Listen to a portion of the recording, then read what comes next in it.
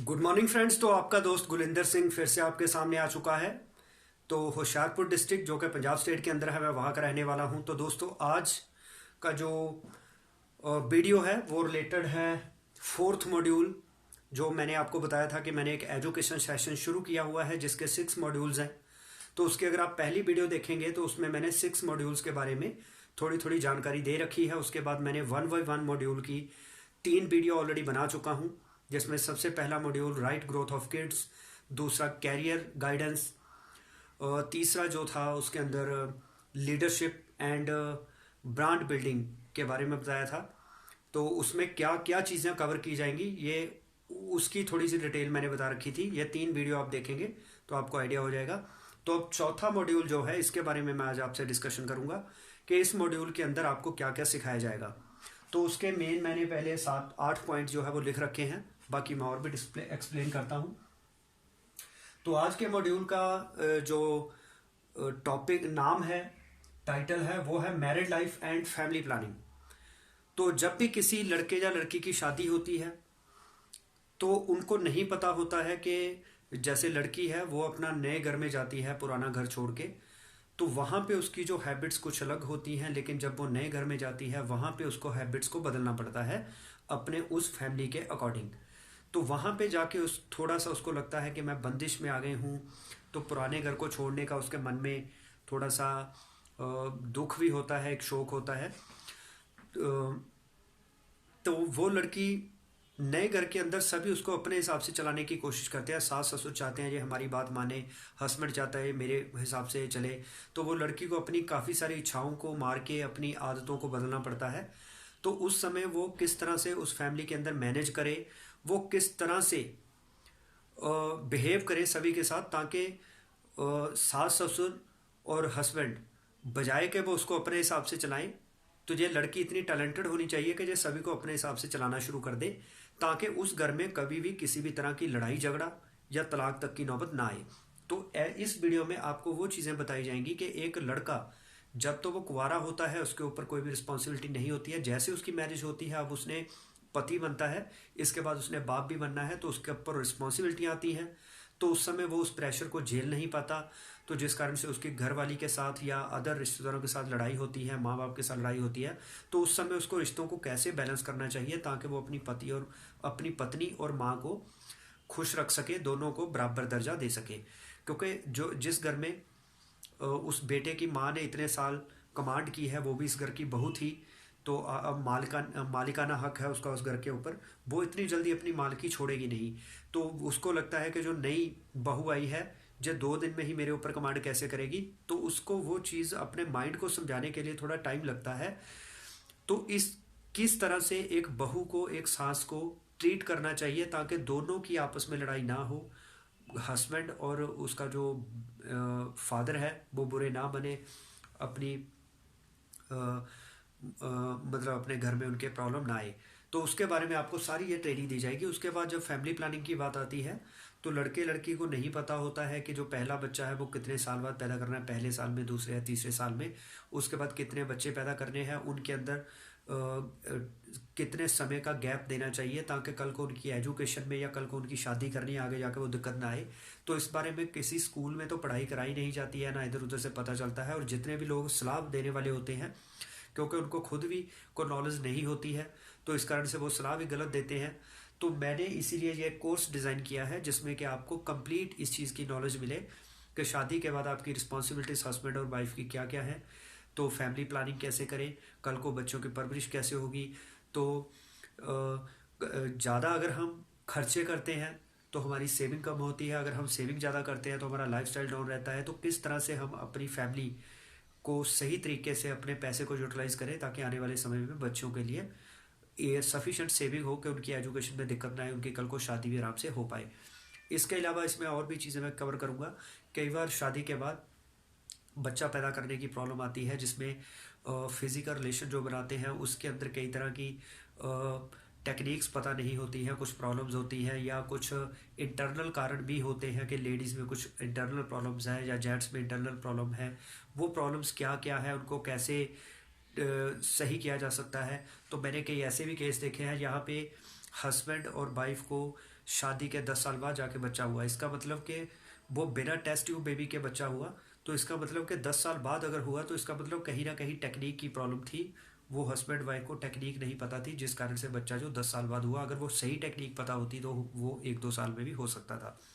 तो इस तरह से आपको ट्रेनिंग दी जाएगी। इसके बाद मेंटल और फिजिकल सेटिस्फैक्शन, हस्बैंड और वाइफ एक दूसरे को मेंटली और फिजिकली सेटिस्फाई कैसे करें, जो भी फिजिकल रिलेशन में बनाते हैं, तो इस तरह की ट्रेनिंग भी आपको इसमें प्रोवाइड की जाएगी। तो इसके 15 से 30 मॉड्यूल होंगे।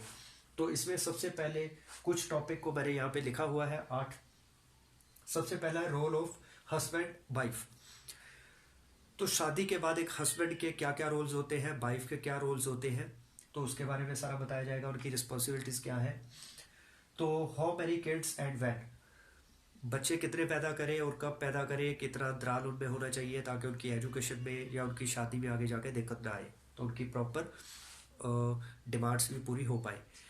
तो नहीं तो होता क्या है कि जब दो बच्चे हम कम अंतराल में पैदा करते हैं, तो जो पहले बच्चे को प्यार मिल रहा होता है वो दूसरे को मिलना शुरू हो जाता है, जिससे पहले बच्चे में हीन भावना पैदा हो जाती है।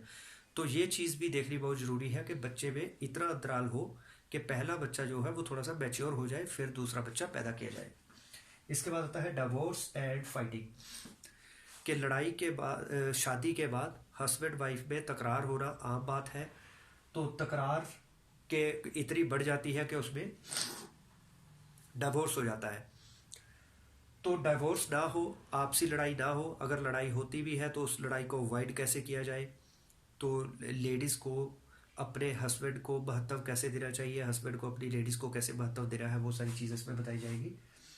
मोर सेविंग एंड लेस एक्सपेंसेस, कम खर्चा और ज़्यादा सेविंग कैसे करें, अपने लाइफस्टाइल को सही रखते हुए ज़्यादा सेविंग कैसे करें, वो टेक्निक्स आपको बताई जाएगी। कि लेडीज़ जो होती है, जैसे अब मैं अपनी मदर की बात करूँ, तो वो जब रोटी बनाते हैं तो उनकी रोटी का साइज बहुत छोटा होता है। तो वहाँ पे मैंने ये नोट किया कि इसका मतलब कि रोटी का साइज छोटा होने से हमें तो कोई फ़र्क नहीं पड़ता, हमने तो जितनी रोटी खानी है उतनी खानी है भूख के हिसाब से। लेकिन इसमें दिक्कत किसको आती है, मदर को। मदर को वो किस तरह से, मान लो मदर ने रोटी का साइज छोटा रखा, तो इससे हुआ क्या, वो रोटी पकने में मान लो अगर 2 मिनट लगे, तो इसका मतलब कि मदर को 2 मिनट रसोई के अंदर खड़े रहना पड़ा। अगर मदर ने पूरे परिवार के लिए मान लो 20 रोटियां बनाई, तो मदर को 40 मिनट रसोई के अंदर खड़े रहना पड़ा। तो उससे उनको होगी थकावट।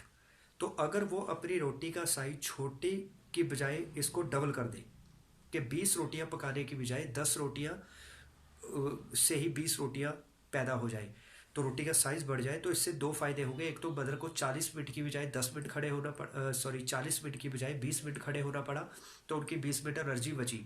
दूसरा, जो गैस की कंजप्शन, जो गैस लगातार मान लो, एग्जाम्पल के तौर पे मान लो जो गैस लगातार 2 मिनट में एक रोटी बनी तो 40 मिनट चल रही थी, इसका मतलब वो गैस 20 मिनट चली, तो हमारे सिलेंडर की जो गैस की बचत भी हुई। हमारा जो सिलेंडर 1 महीना चलता था वो 2 महीने चल सकता है, अगर ये गाइडेंस हम अपनी मदर और वाइफ को दे दें। तो इस तरह से घर में और भी कई ऐसी चीज़ें हैं, जैसे बिजली का बिल, अगर क्योंकि इसमें होता है कि अगर आपकी मान लीजिए 500 यूनिट जली है, तो आपको पर यूनिट की कॉस्ट कम पड़ती है। जैसे ही आपकी इससे ऊपर चली जाती है तो कॉस्ट जो है सभी यूनिट की बढ़ जाती है। तो अगर वो भी थोड़ी सी ध्यान रखा जाए, घर के अंदर हमने बल्ब लगाए होते हैं, तो वो बल्ब CFL बल्ब आते हैं, या पहले फिलामेंट वाले बल्ब आते थे, उसको अगर हम LED बल्ब के साथ रिप्लेस कर लें तो बिल हमारा कम हो सकता है। तो इस तरह से और भी कई सेविंग की टेक्निक्स हैं, जिसको अगर हम ध्यान में रखें तो उससे हमारी बचत हो सकती है। और तो बचत करना भी पैसा कमाने के बराबर है। तो इस तरह से techniques to agree husband wife, husband और वाइफ आपस में कैसे बात करें कि वो एक दूसरे को अपने आप से सहमत कर ले। अगर हस्बैंड अपनी वाइफ से बात बनवाना चाहता है तो वो कैसे ट्रीट करे, अगर वाइफ हस्बैंड से कोई भी बात बनवाना चाहती है तो वो किस तरह से बात करे। तो ये टेक्निक्स आपको बताई जाएगी। इसी तरह से मेरी जब शादी हुई थी उसके बाद मेरे घर में भी वाइफ और मदर की थोड़ी सी नोक झोंक हुई थी। तो उसके बाद मैंने सिचुएशन को ऐसे हैंडल किया, आज मेरी मदर को लगता है कि मेरा लड़का जो है जो दुनिया का सबसे अच्छा लड़का है, जो मेरी कदर बहुत करता है। इसी तरह मेरी वाइफ को लगता है मेरा जो हस्बैंड है ये बहुत अच्छा है, मेरी बहुत कदर करता है। तो आज मेरी मदर भी मुझसे खुश है तो वाइफ भी खुश है। अगर मैं वहाँ पे कोई गलत डिसीजन लेता, माँ का पक्ष ले लेता, तो मेरी वाइफ मुझसे कट जाती। अगर मैं वाइफ का सपोर्ट कर देता तो मदर कट जाती। तो ये रिश्तों को हैंडल करना शादी के बाद ये अपने आप में एक बहुत बड़ी टास्क होती है। तो मैंने फिर अपनी मदर और वाइफ की काउंसलिंग की, जिसके बाद उनकी कभी भी ज़िंदगी में तकरार नहीं हुई, आज वो खुशी खुशी रहती है। तो ये टेक्निक्स जो है कॉमन सेंस की बातें होती हैं, इसके लिए बहुत ज़्यादा ज़िंदगी का तजुर्बा भी चाहिए होता है, लिटरेचर पढ़ा होता है, कई बार कॉमन सेंस होती है। तो वो टेक्निक्स आपको बताई जाएगी जिससे आपके घर में ऐसी लड़ाई झगड़ा ना हो।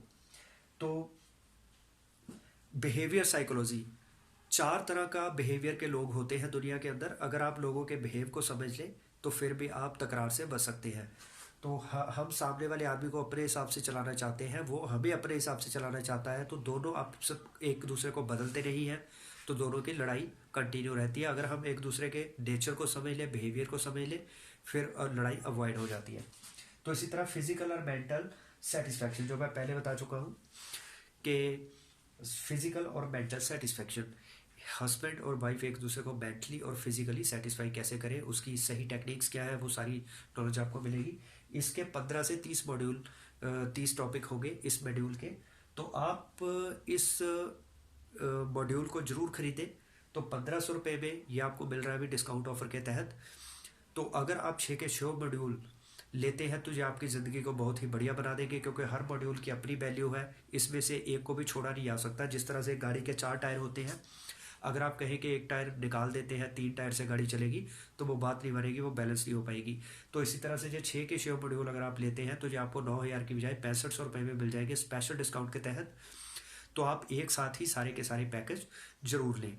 तो उम्मीद है आपको वीडियो पसंद आई होगी। अगर ये वीडियो पसंद आई है तो इसको लाइक एंड शेयर जरूर करें, बेल आइकन को प्रेस करें, चैनल को सब्सक्राइब करें, ताकि आपको आने वाले वीडियोस की नोटिफिकेशन भी मिलती रहे। तो आपने कीमती समय देके इस वीडियो को सुना है, तो मैं उम्मीद करता हूँ कि आपको ये वीडियो अच्छी लगी होगी। तो इन्हीं शब्दों के साथ मैं आपसे विदा लेता हूँ। मिलते हैं नेक्स्ट वीडियो में।